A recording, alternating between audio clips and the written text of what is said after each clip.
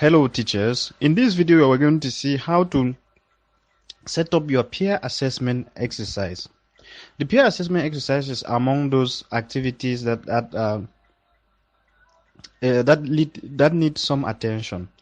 Now the peer assessment activity, you see that in some of your the week activities, some weeks have the peer assessment activity and some weeks do not.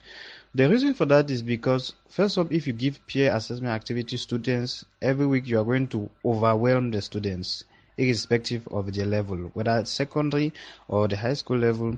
It's important to space the way you give assignments to students to help keep the students on track. Now, the peer assessment activity is divided into two phases in general, and is divided into many other phases for the teacher. In general, the students will have the first phase, who will be to submit the assignment that the teacher has asked them to submit, and the second phase will be, or the second week will be, for them now to rate their other peers based on what their peers have submitted. So let's start. First thing, we are using here an example from the student orientation course week 2. So to set up our peer assessment exercise, we are going to first edit. We are going to click here on, we can decide to click here on set up workshop description, because here the peer assessment assignment is described as a workshop. So we're going to click on set up workshop description. That's where we're going to have the option. So here we are going to, the name is already given to the peer assessment. Here you see that there's already a name, so you're going to go to the next. Here you are going to put the description. What description do you want to give to this assignment? Do you want the students to write, to describe something on a concept on a course? This one now would depend on you, the teacher. You put a description. Let's assume that this is our description. Now what we are going to do, we're going to scroll down and save.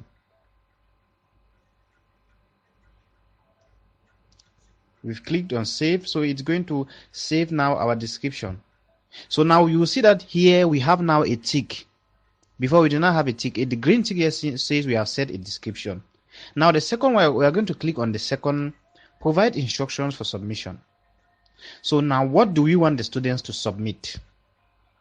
The first thing we did was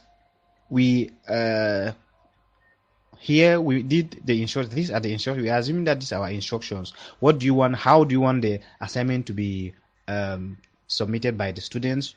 Here you add that. Now when you come down, please do not go on the gradings. The gradings will do that when it is time to fill the report cards of the students. Please do not touch the gradings. The web administrators will take responsibility for that. As of now, what is more important is for the teachers to be able to understand the basics.